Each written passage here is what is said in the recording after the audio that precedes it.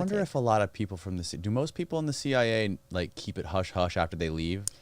A lot of people do. Especially so there's a number of paths you can take when you leave. A lot of people contract and go right back in. So they just keep everything under because there's no reason for anybody to know. And then some people, when they leave into jobs where they already have something set up. Like I have a friend who, left right into, like, she, networked with somebody and there was an interesting job that came up. So she left the CIA to go directly into the job she's had ever since. No reason for her to roll back her cover. People who stay overseas also don't roll back their cover because it's tricky. If they are like stationed overseas and then leave the agency while still overseas, they don't roll back their cover because that's just a tricky situation for them. But you'll see, there are enough people out there that even with cover rolled back, if you look on like LinkedIn, there are certain signs, people say, I worked for the USG, like, what's the U.S. U.S. government? Yeah, the U.S. government, a very generalized thing on there. So they probably have their cover rolled back, but they're careful not to put details. And we're only allowed to say so much anyways, Right. Even with cover rolled back, all your language has to be approved. It's all very generalized. Nobody knows what you're talking about if you're trying to get a job.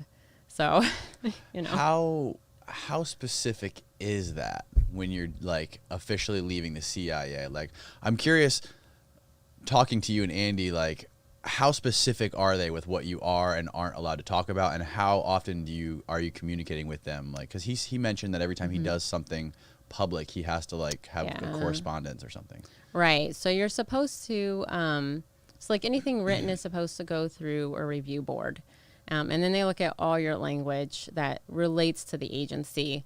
Like my resume, they picked over every single word and it came back with all kinds of marked out things and then replacements. Like it just has to be very general. You can't have any specifics. The biggest concern is revealing like sources and methods. So we don't ever talk about like specific places we went to or talk about like specific methodologies that we use in, specific trade craft.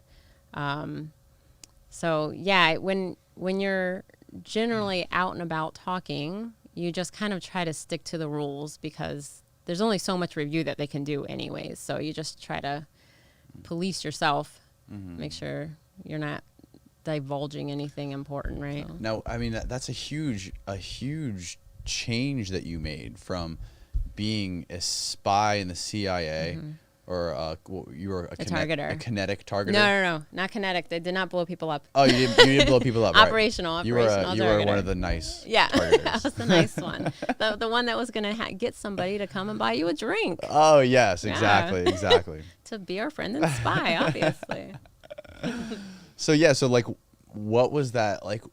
Was it something in you that happened? Like, was there some sort of event that made you make that decision, becoming a spy to motherhood and family life? So once we were pregnant, we got pregnant when we were overseas, and then we came back right before we had the baby, like a month before we had the baby. Andy was moving into management. So I was always a very behind the scenes, like I wanted to just specialize in what I did. I was not interested in moving up the ladder or any of that. But Andy was moving into management. And just like I'm guessing any place else, like the higher you rise, the more hours you work. We were back in the DC area. There was tons of, commuting time was just huge. And we were still trying to live our life where we had one car and we had like our little apartment, like our kind of minimalistic life. But it was getting harder and harder because he was having to go in early and stay in late. And then I'm stuck alone with the baby after I'm working too. And we're trying to balance daycare and all the things that parents everywhere go through. And I think for me, because I hadn't really done the critical thinking at that time, because I was in the mindset of like, I have arrived and this is what we're going to do and this is what life looks like. But Andy was like, we can do better than this. Like, I am not, like, he was not where he wanted to be. He wanted to be home with his son. He wanted to be on his own time. And so he was the one that kind of planted the seed of like, let's go.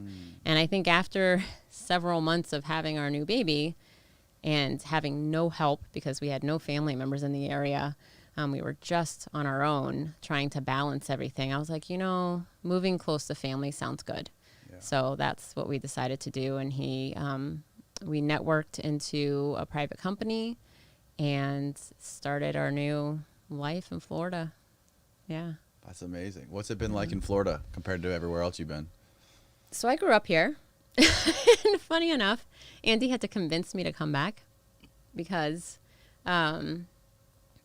I spent all of like my high school and college years here. So I went to like University of South Florida. I went to Florida State University. Trying to leave. I was like, I'm going to be a professional and I'm getting out of here. Like I'm going to where professional people go or whatever. Yeah. So it was this big thing. And I was like, I got to DC. I got to the CIA. So when he was like, let's go back to St. Pete, I was like, no way. I was like, we can go to Colorado. Like, let's. Really? Yeah. I was like, why not Florida? Why were you so against it? It was really just the idea of coming home where I felt like I had achieved. So it was my own personal issues that I needed to work through, right? Like I felt like I have achieved and now I'm taking a step back somehow. It's beneath you. Yeah. But I'm glad. Like he had traveled. So I had traveled the world, but not really the United States, which is kind of funny. Mm-hmm. He had traveled the United States. So he said the first Christmas I brought him home, it's Christmas time. There's lights on the palm trees. It's 70 degrees, in December. And he was like, from the first moment, he was like, this is it. This is paradise.